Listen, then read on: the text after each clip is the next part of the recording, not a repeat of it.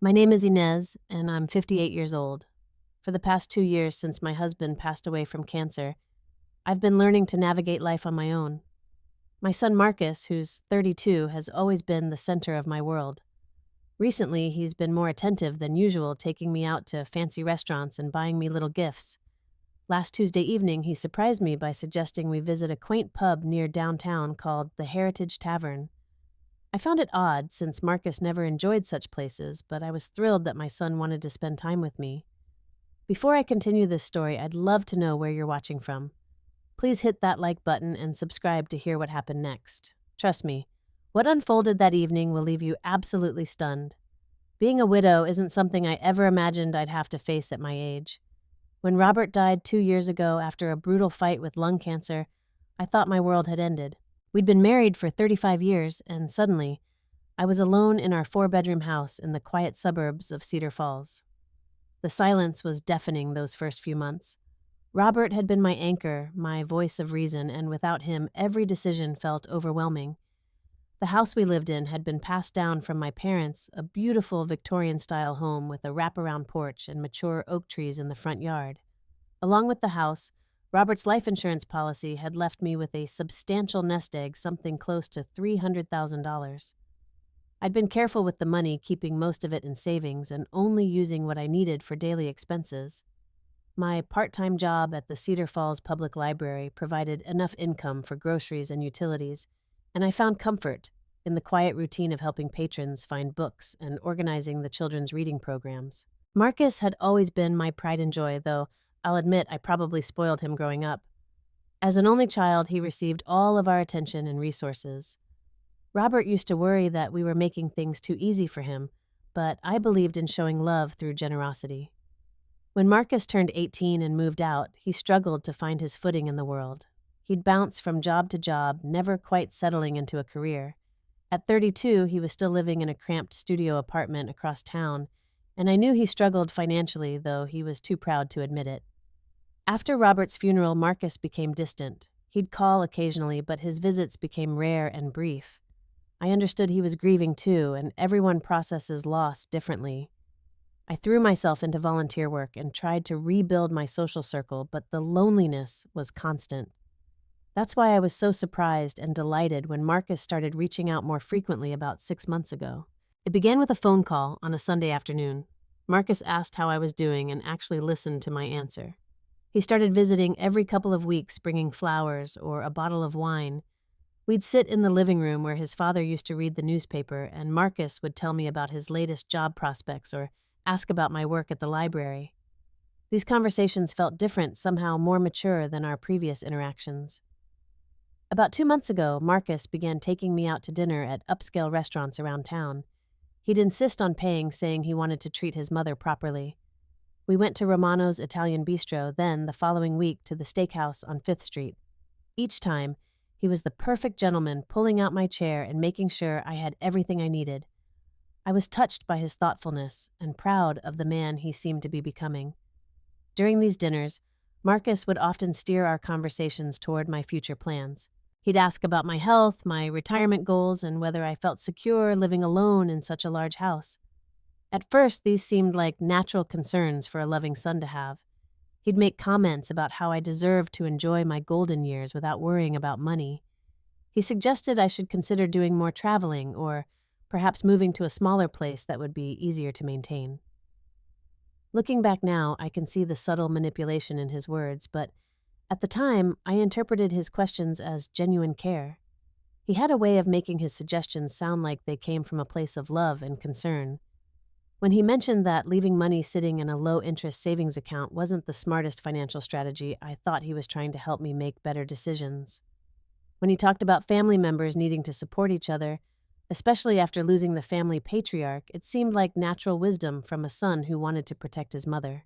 There were moments when something felt slightly off, but I pushed those feelings aside.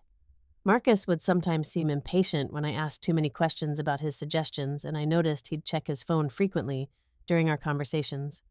But I chalked it up to his generation's relationship with technology and tried not to take it personally. After all, I was just grateful to have my son back in my life in a meaningful way. The week before our visit to the Heritage Tavern, Marcus had been particularly attentive. He called me 3 times once to check on a minor cold I'd mentioned another time, to see if I needed anything from the grocery store, and a third time just to say he'd been thinking about me. When he suggested the pub visit, he said he'd heard it had great atmosphere and thought it would be a nice change of pace from our usual restaurant choices. I agreed immediately, excited for another opportunity to spend time with my son.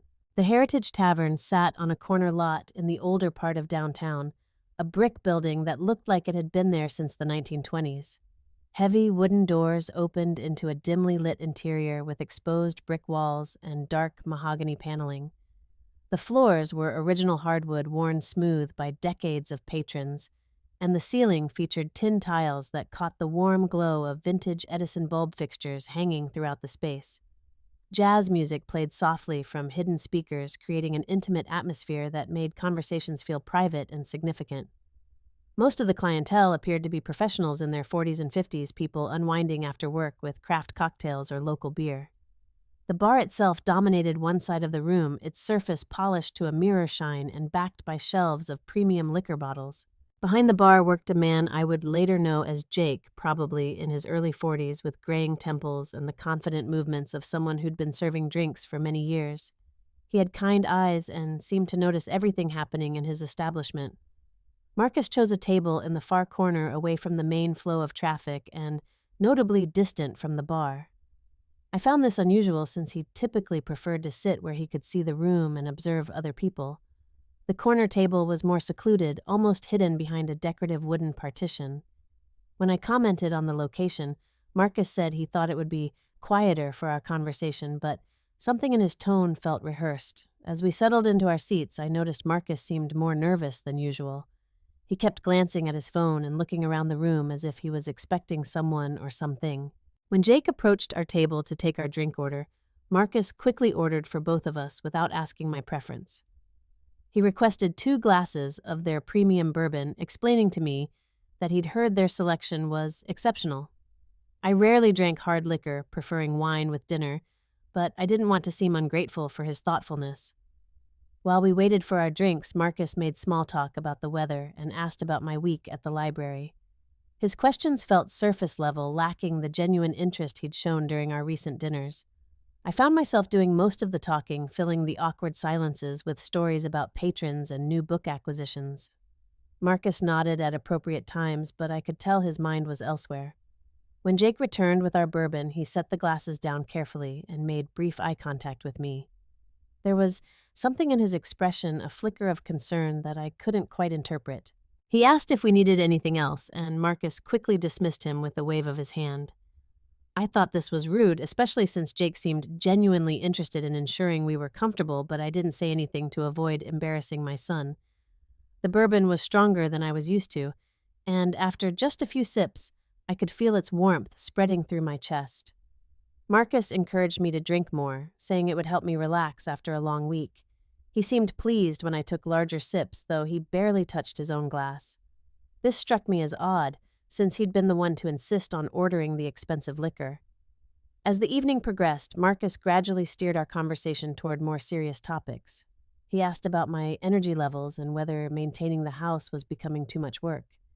He wondered aloud about my financial security and whether I'd given thought to my long-term care needs.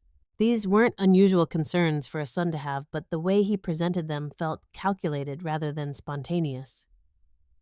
I noticed Jake making frequent trips near our table, ostensibly to clean nearby surfaces or check on other patrons, but his routes seemed deliberately designed to pass within earshot of our conversation.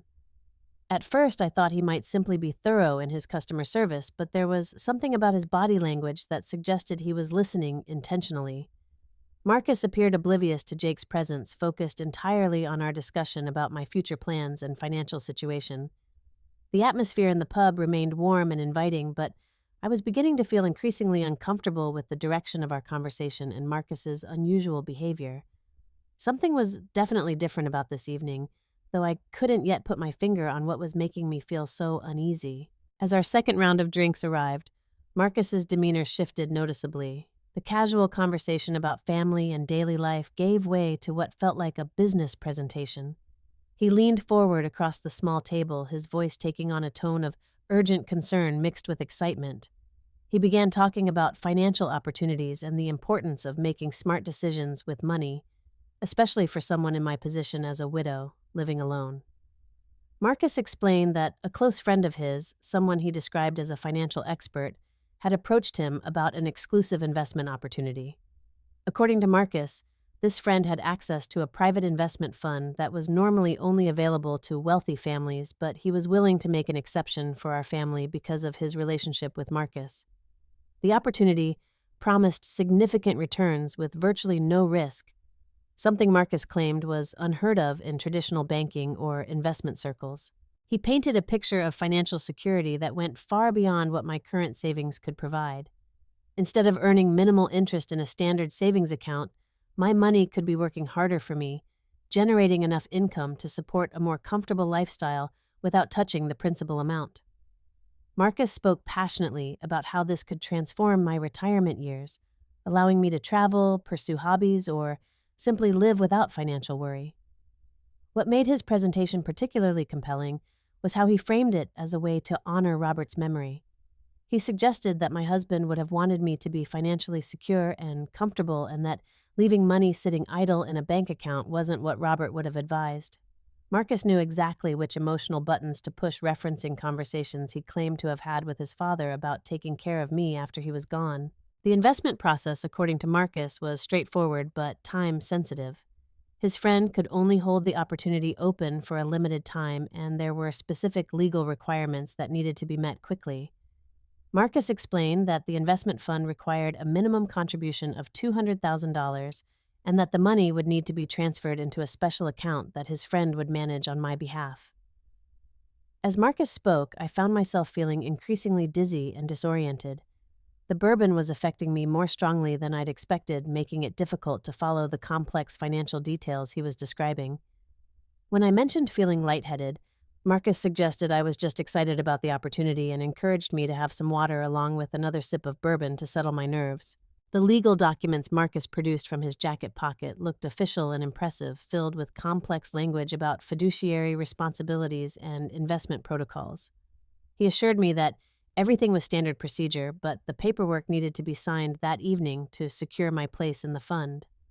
When I asked if I could take the documents home to review them more carefully, Marcus became visibly agitated. His response revealed a side of him I'd never seen before. The loving, patient son who had been carefully nurturing our relationship over the past months suddenly became pushy and demanding. He insisted that the opportunity wouldn't wait, that his friend was doing us a personal favor that couldn't be extended indefinitely. Marcus's voice grew louder and more insistent, causing other patrons to glance in our direction. When I hesitated and asked more detailed questions about how the investment actually worked, Marcus became defensive and slightly accusatory. He questioned whether I trusted him, reminding me of all the ways he'd been taking care of me since his father's death. He made comments about how family members should support each other, especially when someone with more business experience was trying to help. The guilt trip was subtle but effective, making me feel ungrateful for questioning his motives. During this increasingly tense conversation, I became more aware of Jake's presence near our table. He seemed to be taking longer than necessary to complete simple tasks like wiping down surfaces or arranging glassware, and I caught him looking directly at me with an expression of concern. When Marcus noticed Jake's attention, he made pointed comments about privacy and suggested that the bartender should focus on his own customers rather than eavesdropping on family conversations. The evening was turning into something completely different from what I'd expected, and I was beginning to feel trapped between my desire to trust my son and a growing sense that something was terribly wrong with the entire situation. Marcus's pressure tactics intensified as the evening wore on. He pulled out additional documents from what appeared to be a well-organized folder, including forms that would give him temporary power of attorney over my financial decisions. He explained this as a standard requirement for the investment fund necessary to allow his friend to act quickly on market opportunities without having to contact me for approval on every transaction. The language Marcus used became increasingly manipulative as I continued to resist signing the paperwork. He reminded me of all the sacrifices he'd made to spend time with me over the past months, suggesting that my hesitation demonstrated a lack of trust in his judgment and love for me. He painted scenarios of what might happen if I continued to keep my money in traditional savings accounts, describing potential economic downturns that could erode my financial security. What disturbed me most was how Marcus began to question my mental capacity to make sound financial decisions. He suggested that the stress of widowhood and my advancing age might be affecting my ability to think clearly about complex matters. He insisted that this was exactly why children needed to step in and help their aging parents make important decisions. The condescending tone was unlike anything I'd ever heard from him before. As Marcus continued his sales pitch, I noticed that my vision was becoming increasingly blurry and my thoughts felt muddled. The bourbon had definitely affected me more than normal, but something felt wrong beyond typical alcohol consumption. My hands were shaking slightly, and I was having difficulty concentrating on the conversation. When I mentioned these symptoms, Marcus dismissed them as signs of excitement and stress rather than anything concerning. Marcus called Jake over to order another round of drinks, specifically requesting something stronger for me to help calm my nerves. He claimed that a little more alcohol would help me relax enough to make the important decision we were discussing. When Jake hesitated and suggested that I might have had enough to drink, Marcus became aggressive and demanding, insisting that he knew what his mother needed better than a stranger. It was at that moment that Jake made his move. Instead of bringing another drink, he approached our table with a damp towel and began cleaning the surface while making small talk about the weather. As he worked, he deliberately moved closer to where I was sitting, and when Marcus looked away to check his phone, Jake gently placed his hand over mine. His touch was warm and reassuring, but what he whispered to me changed everything. "Ma'am, I've seen this before. Don't sign anything tonight. Your son isn't who you think he is." His voice was barely audible, but his words cut through the fog in my brain like a lightning bolt. Jake quickly slipped a small piece of paper into my palm and stepped away from the table as Marcus looked up from his phone. Marcus immediately became suspicious of the interaction, demanding to know what Jake had said to me. When I claimed that Jake had simply asked if I needed anything, Marcus's anger was palpable. He accused Jake of being unprofessional and intrusive, threatening to speak to the management about the inappropriate behavior. Jake remained calm and professional, apologizing for any misunderstanding and retreating to the bar area. The small piece of paper Jake had given me contained a phone number and a brief message. "Call me tomorrow. You're in danger."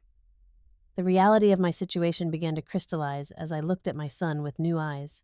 The loving, attentive Marcus, who had been courting my trust for months, was actually setting up an elaborate scheme to steal my life savings. The realization was devastating, but also clarifying. Marcus continued to pressure me for a decision, becoming increasingly agitated as I deflected his requests to sign the documents. He accused me of being influenced by a stranger rather than trusting my own son, playing on my emotions and our family bond. But Jake's warning had broken through the spell Marcus had been weaving, and I was finally seeing the situation for what it really was. I told Marcus I needed to use the restroom and would think about his proposal while I was away from the table. This seemed to satisfy him temporarily, giving me a chance to gather my thoughts and figure out how to extract myself from what I now understood was a dangerous situation. As I walked toward the back of the pub, I could feel Jake's eyes on me, and I knew I had an ally in whatever was coming next. In the privacy of the restroom, I splashed cold water on my face and tried to clear my head. The bourbon's effects were still strong, but Jake's warning had sobered me in ways that water never could. I unfolded the small piece of paper he'd given me and stared at the phone number, realizing that this stranger had potentially saved me from financial ruin and possibly worse. The message, "You're in danger," kept repeating in my mind as I tried to process the full scope of what Marcus had been planning.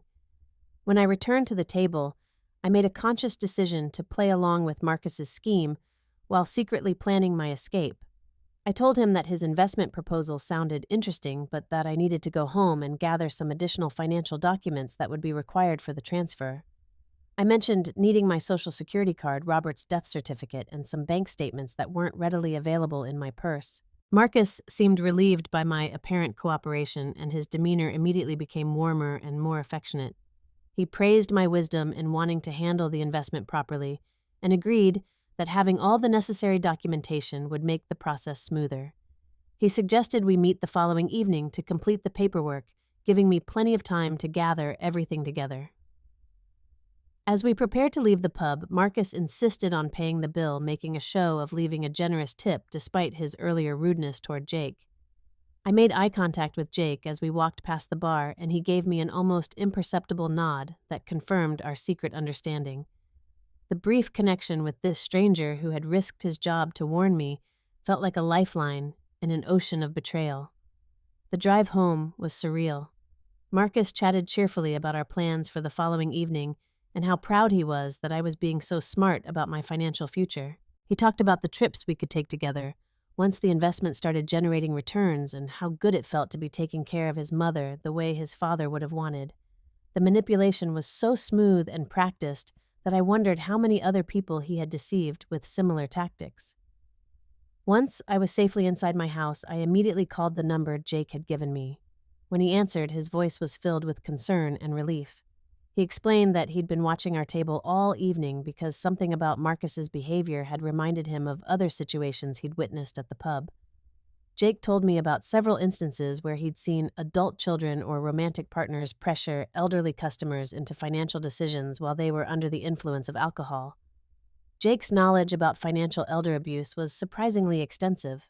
He explained that what Marcus was attempting was a sophisticated form of fraud that often involved family members who had access to their victims' trust and personal information.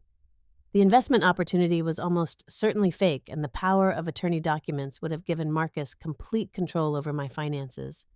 Jake suspected that the alcohol had been deliberately chosen to impair my judgment, and he wouldn't have been surprised if something had been added to my drink to make me more compliant. During our conversation, Jake offered to serve as a witness if I decided to take legal action against Marcus. He had been discreetly taking notes during our conversation at the pub, and had even managed to take a photo of some of the documents Marcus had shown me. Jake assured me that I wasn't alone in this situation and that there were resources available to help me protect myself and potentially pursue criminal charges. The next morning, I contacted Patricia Morrison, the attorney who had helped Robert and me with our estate planning several years earlier. Patricia was shocked by my story, but unfortunately not surprised by the tactics Marcus had employed. She explained that financial abuse by family members was far more common than most people realized, and that adult children were often the primary perpetrators of such crimes against elderly parents. Patricia immediately began helping me take steps to protect my assets. We changed all my bank account passwords and added additional security measures that would prevent unauthorized access to my funds. She also helped me research Marcus's recent financial history, and what we discovered was deeply disturbing. Marcus had accumulated significant debts from gambling and had been borrowing money from questionable sources who were likely pressuring him for repayment. The investigation revealed that Marcus's recent attentiveness toward me had coincided with his escalating financial problems. Patricia found evidence that he had been planning this scheme for several months, researching legal loopholes and investment fraud tactics online.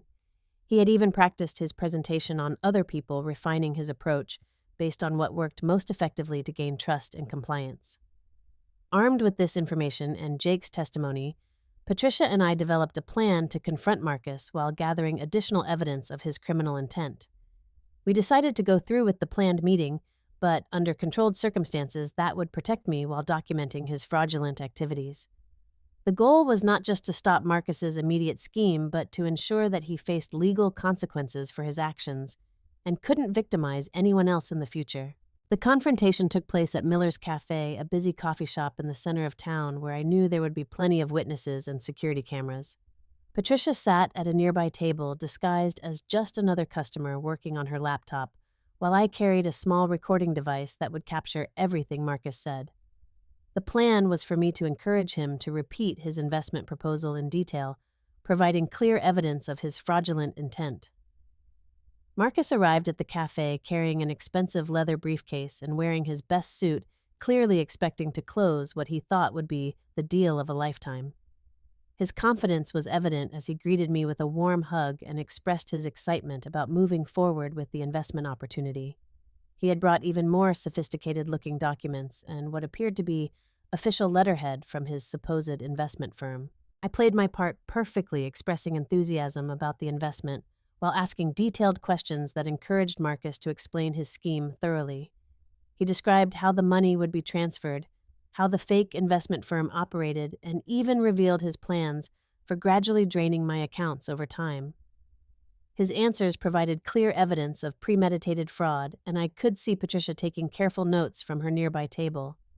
As Marcus became more comfortable and confident, he began revealing aspects of his plan that were even more sinister than I had imagined. He talked about eventually convincing me to sell the house and move into a smaller apartment with him, managing the proceeds from the sale. He mentioned having researched assisted living facilities where he could place me if I became too difficult to manage or too aware of what was happening to my money. The most chilling moment came when Marcus casually mentioned that he had been gradually increasing the amount of sedatives in my drinks during our recent dinners together, testing my reactions to see how much he could alter my mental state without raising suspicion. He laughed about how easy it had been to manipulate my emotions and decision-making processes, treating my trust and love as weaknesses he could exploit. When I had gathered sufficient evidence, I revealed that our entire conversation had been recorded, and that Patricia was present as a witness. Marcus's transformation from confident predator to terrified defendant was immediate and complete. He began making excuses and denying his earlier statements, claiming he had only been joking or testing my mental acuity to make sure I was capable of making sound financial decisions. Patricia approached our table and formally identified herself as my attorney, presenting Marcus with documentation of his attempted fraud and informing him that criminal charges were being filed immediately. She explained that his scheme constituted multiple felonies, including elder abuse, attempted fraud, and financial exploitation of a vulnerable adult. The evidence we had gathered, combined with Jake's testimony, would be more than sufficient to ensure serious legal consequences. Marcus's desperation became pathetic as he realized the full scope of his situation. He begged me to reconsider pressing charges, claiming that he had only been trying to help me and that his financial problems had driven him to make poor decisions. He promised to pay back every penny and swore that he would never attempt anything similar in the future. But his pleas only reinforced my decision to follow through with legal action. The police arrived within minutes of Patricia's call, and Marcus was arrested on multiple charges related to financial elder abuse and attempted fraud. As he was led away in handcuffs, he continued to protest his innocence and blame his actions on external pressures from his creditors. The man I had thought I knew as my loving son had revealed himself to be someone completely different, someone willing to destroy his mother's financial security and emotional well-being for his own selfish gain. The legal proceedings moved quickly due to the strength of the evidence we had gathered. Marcus eventually pled guilty to multiple felony charges and was sentenced to 3 years in prison, followed by extensive probation that included restitution requirements and prohibited contact with me. The judge noted the particularly heinous nature of his crimes, emphasizing that financial abuse of elderly family members represented a profound betrayal of trust that demanded serious consequences. The initial aftermath of Marcus's arrest left me feeling emotionally devastated despite knowing I had made the right decision. The realization that my own son had been systematically planning to steal my life savings and potentially leave me destitute was almost too painful to process. For several weeks, I struggled with feelings of guilt and wondered if I could have handled the situation differently, perhaps finding a way to help Marcus without involving the criminal justice system. Patricia recommended that I seek counseling to help process the trauma of being victimized by my own child, and she connected me with a support group for victims of financial elder abuse.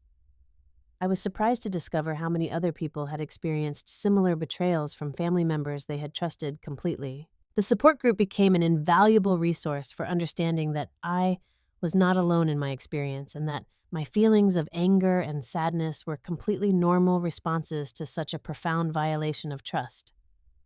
Jake became an unexpected friend during this difficult period. He would call periodically to check on my well-being and invited me to visit the pub when I felt ready to face the place where my world had been turned upside down. When I finally returned to the Heritage Tavern several months later, Jake made sure I felt welcomed and safe. He introduced me to other regular customers who became part of a new social circle that helped fill the void left by my estrangement from Marcus. Through Jake, I met several other people who had experienced various forms of family betrayal and financial manipulation. These connections led to my involvement with the Cedar Falls Elder Protection Network, a volunteer organization that provided education and support services to seniors at risk of financial abuse. I discovered that sharing my story with other potential victims was therapeutic for me, while potentially preventing them from experiencing similar trauma. My work with the Elder Protection Network evolved into regular speaking engagements at community centers, libraries, and senior living facilities throughout the region. I found purpose in helping other people recognize the warning signs of financial manipulation and understand that family relationships, while precious, should never be used as weapons for exploitation. The positive response to these presentations convinced me that I could transform my painful experience into something meaningful and protective for others. Professionally, I expanded my role at the library to include coordinating financial literacy programs for older adults. These workshops covered topics like recognizing scam attempts, protecting personal information, and understanding the legal resources available to victims of financial abuse. The programs became so popular that we had to schedule additional sessions to accommodate demand, and other libraries in the region began requesting similar programming. As time passed, I began to rebuild my sense of trust in my own judgment and my ability to form healthy relationships. The experience with Marcus had taught me the importance of maintaining boundaries and recognizing red flags, even in relationships with people I loved deeply. I learned to distinguish between genuine care and manipulative behavior, and I developed confidence in my ability to protect myself from future exploitation. About 18 months after Marcus's conviction, I received a letter from him in prison. The letter was filled with apologies and explanations, but it also contained subtle attempts to manipulate my emotions and potentially convince me to provide financial support for his legal appeals. I showed the letter to Patricia, who confirmed my suspicion that Marcus was still attempting to exploit our relationship, even from behind bars. I chose not to respond to his letter or any subsequent communications. The decision to cut off contact with Marcus was one of the most difficult choices I had ever made, but it was also one of the most important for my emotional and financial well-being. I came to understand that loving someone didn't require accepting their abusive behavior or putting myself at risk of further harm. True love sometimes meant setting firm boundaries and holding people accountable for their actions, even when those people were family members. Through my volunteer work and new friendships, I discovered that my life could be fulfilling and meaningful without the toxic relationship that Marcus had represented. I learned to appreciate the genuine care and support offered by friends like Jake and my fellow volunteers, relationships based on mutual respect rather than manipulation and exploitation. These healthier connections showed me what authentic love and friendship actually looked like. 3 years have passed since that fateful evening at the Heritage Tavern, and I can honestly say that my life today is richer and more purposeful than it was before I discovered Marcus's true nature. The experience of being targeted by my own son for financial exploitation was devastating, but it also led to personal growth and community connections that I never would have developed otherwise. I've learned that surviving betrayal can actually make a person stronger and more compassionate toward others facing similar challenges. My work with the Elder Protection Network has expanded beyond my wildest expectations. I now serve on the organization's board of directors and have helped develop educational materials that are used throughout the state. Last year, I testified before the state legislature about the need for stronger penalties for financial elder abuse and improved resources for victims. The bill we supported was passed unanimously, and I felt proud to have played a role in protecting future victims from the kind of exploitation I experienced. Jake has remained a constant friend and source of support throughout my journey of healing and growth. We've developed a tradition of meeting for coffee every few weeks to catch up on our lives and discuss current events. He continues to work at the Heritage Tavern, but has also become involved with the Elder Protection Network, helping to train other service industry workers to recognize signs of financial exploitation and know how to respond appropriately. The house that once felt too large and lonely has been transformed into a warm gathering place for friends and fellow volunteers. I regularly host meetings for various community organizations and have turned Robert's former office into a resource center where people can access information about financial protection and legal rights. The space that was once filled with sadness and isolation now buzzes with purposeful activity and meaningful connections. Financially, I'm more secure than ever, not because of any investment scheme, but because of the practical knowledge I've gained about money management and protection. Patricia helped me establish a comprehensive estate plan that includes multiple safeguards against future exploitation. I've diversified my investments through legitimate financial institutions and have created systems that would immediately alert multiple trusted individuals if anyone attempted unauthorized access to my accounts. About 6 months ago, Marcus was released from prison and sent me another letter requesting a meeting. This time, his message was different, filled with what seemed like genuine remorse and acknowledgement of the harm he had caused. He claimed to have undergone extensive counseling and expressed a desire to make amends for his actions. After careful consideration and consultation with Patricia and my therapist, I decided to meet with him in a controlled environment. The meeting took place at Patricia's office with both my attorney and a mediator present to ensure my safety and emotional well-being.